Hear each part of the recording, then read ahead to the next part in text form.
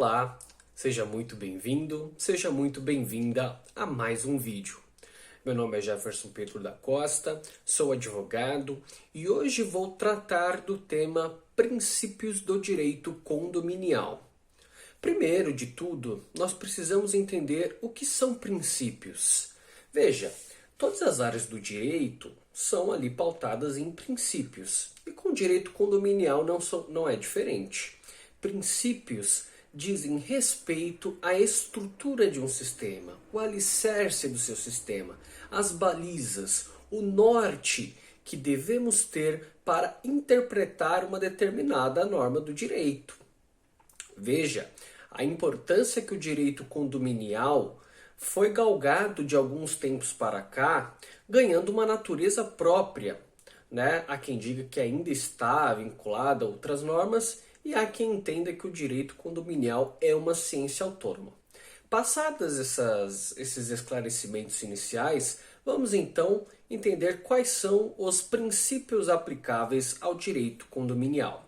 O primeiro, inerente a todas as áreas do nosso direito e que não seria diferente, é o princípio do contraditório e também o princípio da ampla defesa.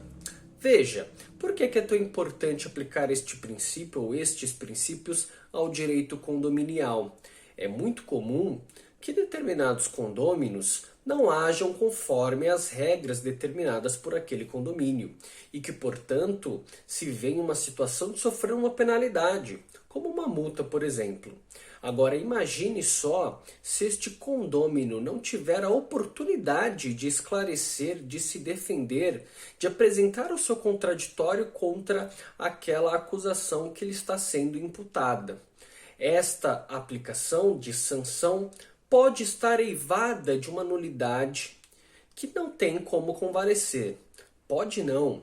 Corrijam-me para dizer que estará eivada de uma nulidade que não pode se convalescer com o tempo, pois foi cerceada a defesa deste condômino. Agora, passando por um princípio mais específico do direito condominial, que é o princípio majoritário, também conhecido como princípio democrático, ou da maioria. Veja, no direito condominial, vai ser aplicada aquela determinada solução, aquele determinado entendimento que foi assim deliberado pela maioria dos condôminos. Não raros são as vezes em que nós nos deparamos com condôminos que não concordam com alguma deliberação da Assembleia ou com alguma atitude do síndico, mas que são obrigados a se curvar diante desta decisão que foi tomada pela maioria. Separei mais alguns princípios. O princípio da observância de quórums. Primeiro de tudo, eu expliquei pormenorizadamente, ou seja, mais detalhado, o que são quórums em um vídeo específico, aqui mesmo. Então, a gente precisa agora entender o que significa este princípio. Quando a lei determinar um quórum, ou seja, quando a lei determinar uma quantidade mínima de pessoas que devem aprovar aquele ato, isto deve ser observado.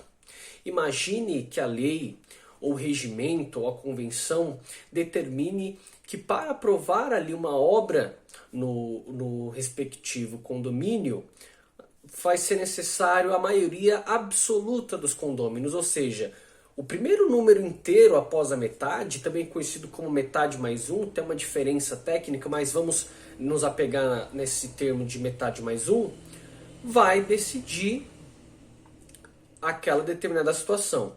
Se, mesmo a despeito de menos da metade dos condôminos terem aprovado aquilo e o síndico impor, esta decisão vai ser nula, porque não foi observado o quórum mínimo devido. Outro princípio que eu lhes apresento, princípio da responsabilidade do síndico. É sempre muito importante, eu sempre alerto os síndicos que me perguntam, que ele, síndico, possui, seja ele síndico ou síndica, né?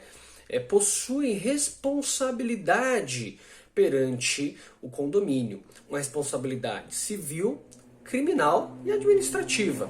Portanto, é sempre de suma importância estar assistido por um advogado de confiança, tá?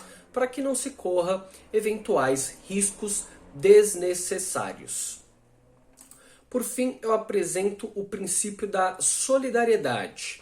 Pessoal, a vida em condomínio pressupõe uma ideia de solidariedade, onde todos os condôminos ali agirão em um proveito comum, que é a vida em sociedade. E que, portanto, aquela vida em sociedade é para os bônus e para os ônus, ou seja, para as partes boas e ruins. Portanto, se o condomínio precisa passar por uma reforma, precisa passar por alguma manutenção, todos são solidários nessa dívida, ou seja, todos ajudarão a pagar este custo. Perfeito? Tratamos aqui, é óbvio que existem muitos outros mais princípios.